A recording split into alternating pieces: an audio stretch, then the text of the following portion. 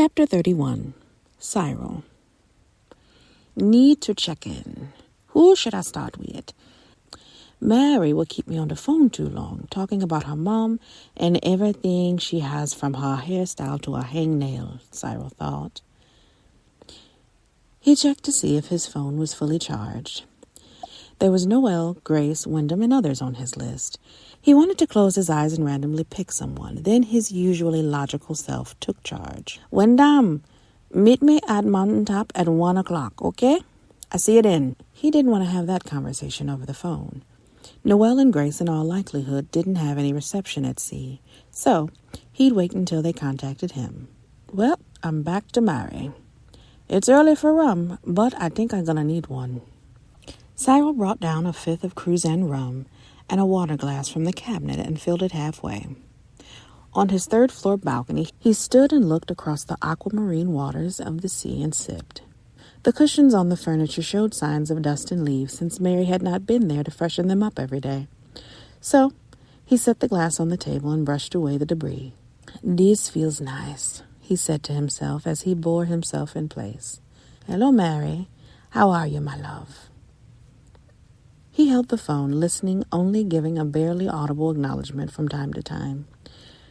So, Mary, are you saying you're going to stay longer? Cyril picked up his drink and took a swig while listening to his wife's explanation. I understand. When I get a few things sorted here, I'll come there. I don't want to be without you too long. Neither do I want you to rush back when your mom still needs you. 76 ain't no spring chick. Cyril listened more and broke out in a hearty laugh. No, don't dare tell her I said that. I don't want her using energy being mad with me. Use it to get well. A rustling in the bushes made him rise and take a look. Mary, sorry. I have to go. Love you. He closed the phone and slipped it in his pocket. The gun, just inside the door on the counter, he grabbed and cocked it. Chapter 32. Noelle.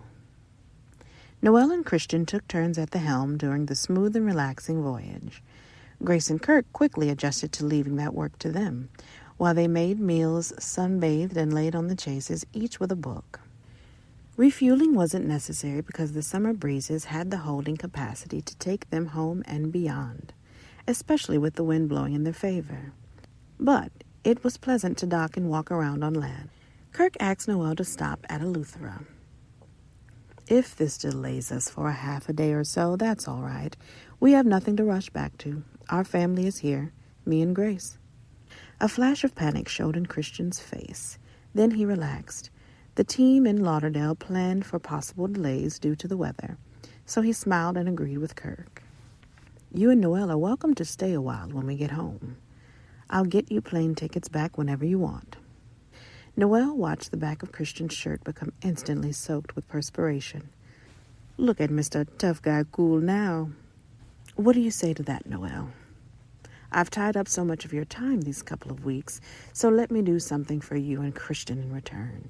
I know Lauderdale isn't St. Thomas, but it has merits of its own. Thanks, Kirk. A quick turnaround this time. But maybe we could accept your offer later. Christian's shoulders relaxed. He is a free man, but I'm not. Christian. Basically, but I have an elderly grandmom I care for. I was fortunate to get help while I came to assist Noelle, but I don't want to push my luck and stay away too long. Christian flashed a toothy grin. Noelle had never seen him so mannerable and humble, yet again a different side of him had showed up. The offer holds good for now or later. I can't thank you enough for undertaking this task to get us home. No problem, Kirk. Our pleasure to help. Guess you'll join Grace. Guess I'll join Grace and do our side-by-side alone togetherness.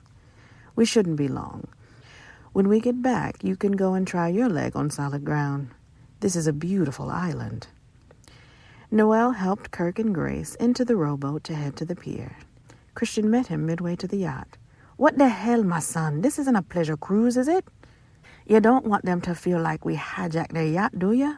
Remember, we hired to get them home. Must keep that focus. Besides, I love the act you put on for them.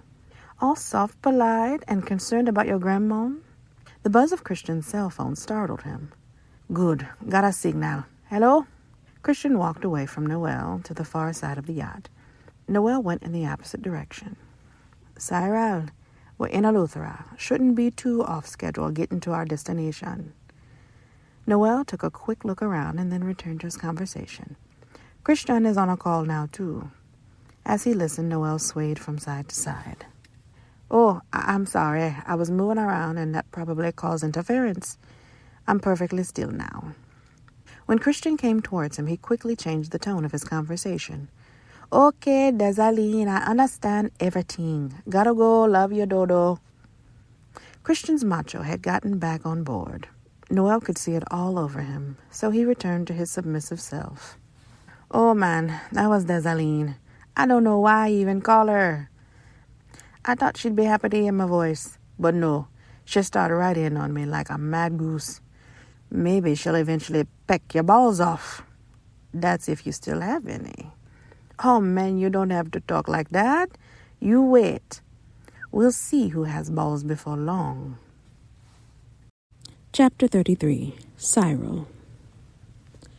The worry lines on Cyril's forehead smoothed out. It wouldn't be long before he could clear some of the pain from his heart. His phone rang. Cyril here. He looked at the screen to check the number. It was who he thought. All set, Nest? Cyril continued to listen to the coded conversation, then quickly hung up. I can't believe it. The pit viper has been lured from his hole. The threat of his daughter had enraged Sancho. He left South America to handle the situation personally, throwing all caution aside. The U.S. government wanted him, and wanted him bad. He was aware of that. His operation was responsible for over 90% of the illegal cocaine that was injected, snorted, and freebased by citizens of the country.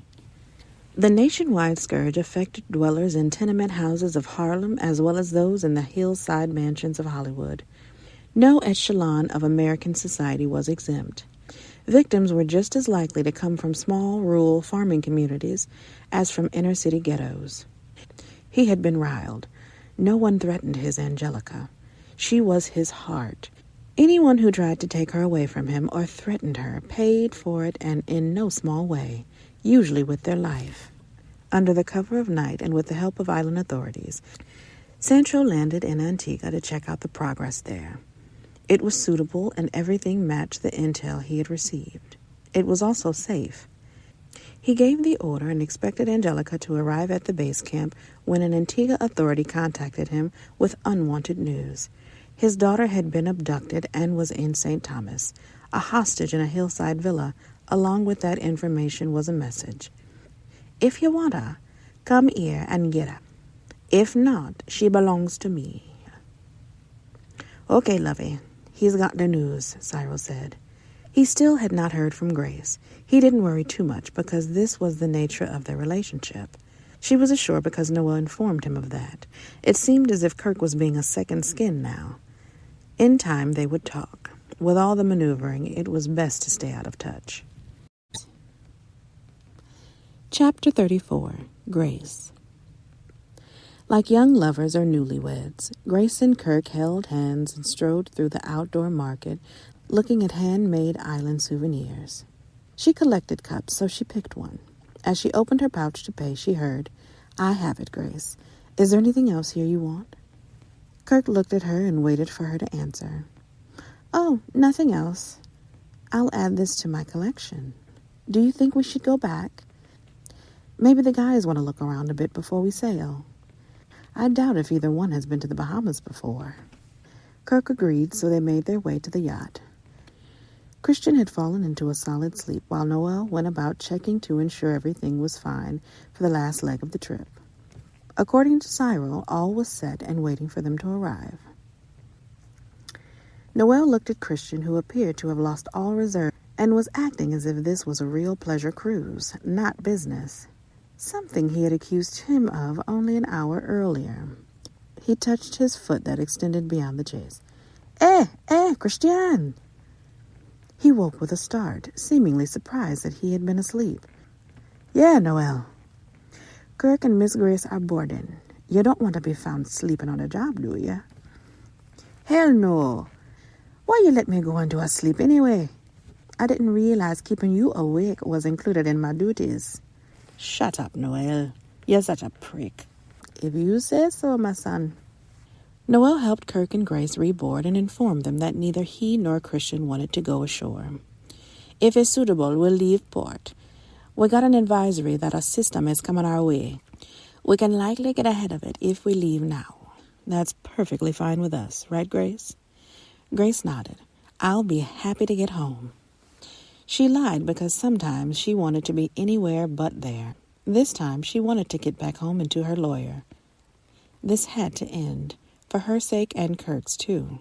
He was already back to his tricks of being overly nice right after a big screw-up he thought she was unaware of. Every time he had flitted off to be with Joy, she knew about it. He always returned being overly salacious. This had become his normal. She went along with his antics because she had played games with him too, only she was better at it, obviously.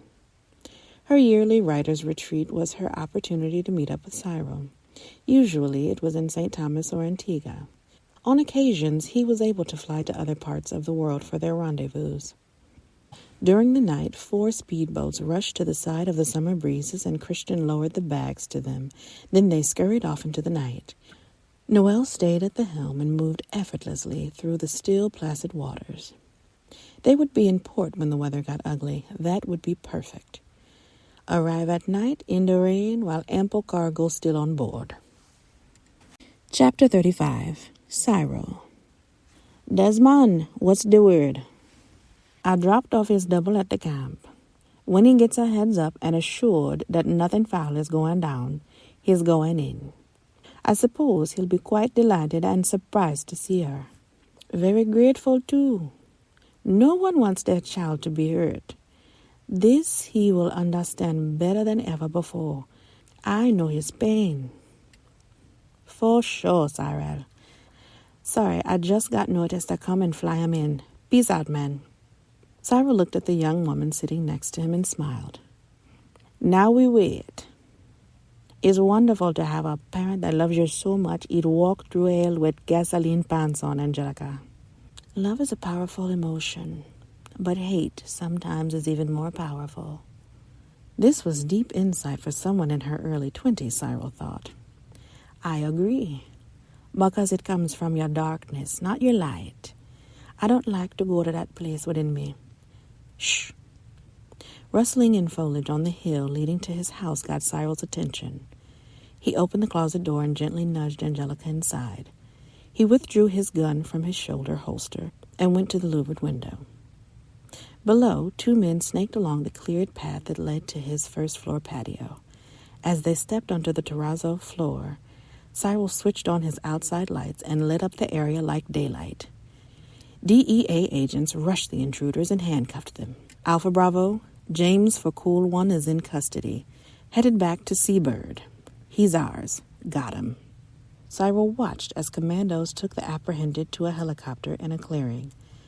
They would be flown to the Seabird, then transported to a destination to be processed and detained.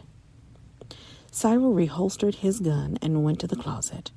"Angelica, come out. All is under control." A dark-haired, diminutive young woman emerged and stood against the wall. Cyril watched as she slid to the floor, placed her head on her knees, and began to cry. He stood still with his hands at his sides and spoke softly and gently to her. He assured her that she would be all right.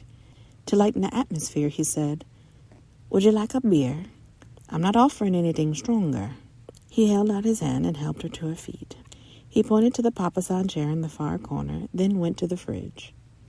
"Here," he said when he returned with the beer. "I make a call now, before I'm a single man again." "Oh, God. Mary is probably hopping mad. I promised to call 2 hours ago. But things here started to move like lightning.